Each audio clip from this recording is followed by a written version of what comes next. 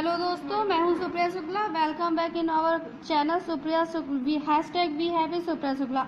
आज मैं आपके सामने लेकर आई हूं साइकोलॉजी का एक सबसे इम्पॉर्टेंट चैप्टर, किशोरावस्था। अक्सर क्वेश्चन आते हैं किशोरावस्था का काल क्या होता है। हम कंफ्यूज हो जाते हैं क्योंकि हम ये मानते हैं कि जिस एज पे हम एग्ज़ाम दे रहे हैं हम भी तो किशोर ही हैं। हम अपने आप को कभी मानते ही नहीं है कि हम वयस्कावस्था में चल रहे हैं, हमेशा किशोरावस्था में मानते हैं। तो सबसे इम्पॉर्टेंट हमें ये देखना है कि जो किशोरावस्था की एज होती है वो 12 से 18 वर्ष ही होती है। यानी कि जब तक हम वोट डाल सकते हैं तब तक ही जब तक हम वोट डालने के काबिल होते हैं, उस लायक होते हैं, तब तक ही किशोर माने जाते हैं। जिस दिन हमारा वोटर आईडी कार्ड बन जाएगा हम किशोर नहीं रहे, हम वयस्क हो गए, एक मतदान बन गया।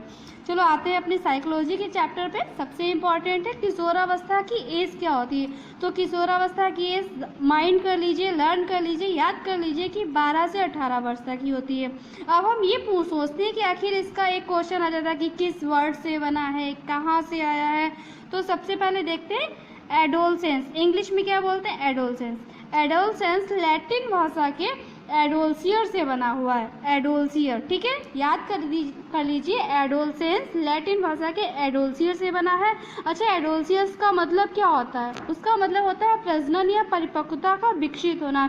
यानी कि किशोरावस्था में जो भी होता है हमारा पूर्ण डेवलपमेंट फिजिकली होता है, मेंटली के साथ साथ फिजिकली भी होता है। अच्छा, क्वेश्चन सबसे ज़्यादा ये आता है हम लोग के एग्जाम में कि अब ये एग्जामिनर इतने ज़्यादा एक्टिव हो चुके हैं, इतने ज़्यादा प्रोफेशनल हो चुके हैं कि वो सीधा नहीं पूछते हैं कि किशोरावस्था का काल क्या है, नहीं पूछते हैं। वो अब उसके जो उपनाम होते हैं उनका ज़्यादा यूज़ करते हैं। तो आज हम किशोरावस्था के कुछ उपनामों के बारे में अध्ययन करेंगे। हमने अपनी पुरानी वीडियो में शैशवावस्था और बाल्यावस्था के उपनामों के बारे में बहुत अच्छे से डिस्क्राइब किया हुआ है।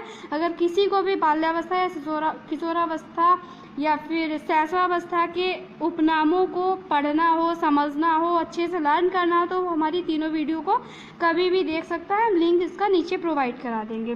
तो आते हैं अपने टॉपिक पे। सबसे पहले तूफान की अवस्था। तो ये तो सबसे इम्पॉर्टेंट, मोस्ट इम्पॉर्टेंट है कि तूफान की अवस्था किसको बोलते हैं? किशोरावस्था को बोलते हैं। अब तूफान की अवस्था क्यों बोलते हैं?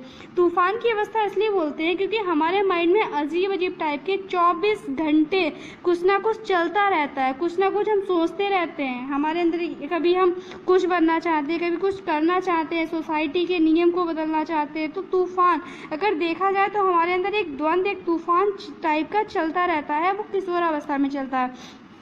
साथ ही साथ हम आपको बताते हुए चल रहे हैं कि तूफान की अवस्था कहा किसने।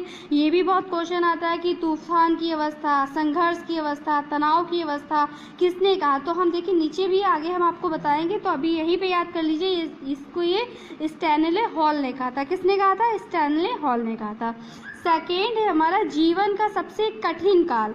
जीवन का सबसे कठिन काम क्यों होता है? जीवन का सबसे कठिन काल किशोरावस्था को कहा जाता है। क्यों कहा जाता है? वो इसलिए कहा जाता है क्योंकि इसमें हमारे फिजिकली चेंजमेंट बहुत हो जाते हैं, तो हम समझ ही नहीं पाते ये क्या हो रहा है। दूसरी बात, हमें ऐसी ऐसी सिचुएशंस का सामना करना पड़ता है। मेंटली हम कुछ बनना चाहते हैं लेकिन सोसाइटी या फिर हमारे पेरेंट्स उस चीज़ को उतना सपोर्ट नहीं कर पाते। तो सबसे कठिन काल इसलिए बोला जाता है क्योंकि हम सोसाइटी से अपना सामंजस्य बिठा ही नहीं पाते हैं। किशोरावस्था के जितने भी बालक होते हैं वो सामंजस्य नहीं बिठा पाते हैं, समायोजन की कमी हो जाती है उनके अंदर, क्योंकि उन्हें ये लगता है कि जो वो सोच रहे हैं वही सही है, जबकि रियल में सोसाइटी में कुछ अलग सही माना जाता है। नेक्स्ट आते हैं जीवन का बसंत काल। अब जीवन का बसंत काल क्यों कहते हैं? जीवन का बसंत काल ये कहते हैं जहाँ ये बहुत कठिन अवस्था है वहीं ये सबसे अच्छी अवस्था भी मानी जाती है, क्योंकि इसी टाइम पे हमें जो बनना चाहता है, हमारे अंदर सारे संस्कारों का विकास हो चुका होता है।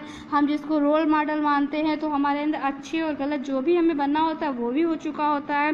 परिवार का अगर एक तरफ से हमें समायोजन नहीं कर पाते तो दूसरी तरफ हमें फैमिली का सपोर्ट भी मिलता है। बसंत काल होता है, बसंत काल में हमें घनिष्ठ मित्रता पाई जाती है। तो अगर आप देखेंगे तो साथ साथ हम आपको किशोरावस्था की विशेषताएं भी बताते जा रहे हैं कि इसमें घनिष्ठ मित्रता पाई जाती है, सामंजस्य की कमी के साथ साथ सामंजस्य होता भी है, नेक्स्ट है हमारी सुंदर अवस्था। सुंदर अवस्था भी अगर क्वेश्चन आ जाए कि सुंदर अवस्था का काल कौन सी अवस्था को कहा जाता है, तो वो किशोरावस्था ही आएगी। तो ये आप याद कर लीजिएगा। 4 उपनाम है, बहुत इंपॉर्टेंट है और इसमें सबसे ज़्यादा इम्पॉर्टेंट है तूफान की अवस्था।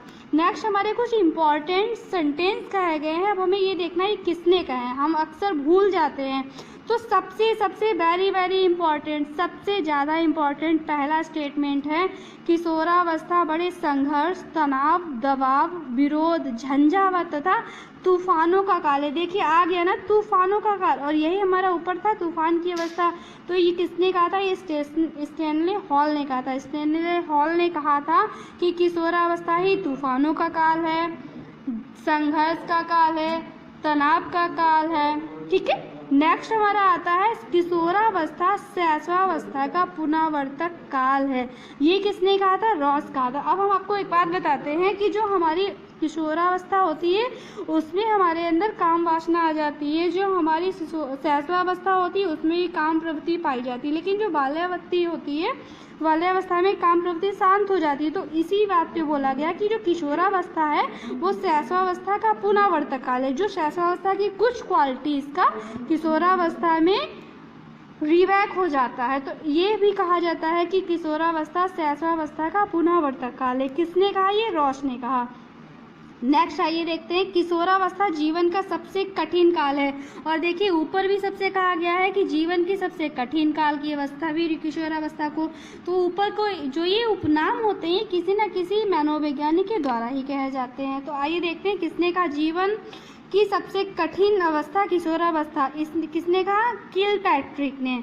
आप किलपैट्रिक के नाम से याद करिए, किलपैट्रिक जिसके मतलब सबसे कठिन। जब हमारे सामने बहुत कठिनाई आ जाती है तो हम क्या करते हैं, हमारा दिमाग काम नहीं करता। अगर कोई कठिन सिचुएशन आ जाती है तो मरने पे उतारू हो जाते हैं। बिल्कुल ये समझ में नहीं आता है हम कैसे बाहर निकले। तो किलपैट्रिक के नाम में क्या है, किल मतलब मारना। किशोरावस्था में अक्सर क्या होता है, लोग गलत आदतों का विकास हो जाता है उनके अंदर। तो सबसे कठिन काल किसने का, थोड़ा सा आपको हिंट दे रहे हैं कि किलपैट्रिक ने कहा, इसको याद कर लीजिएगा।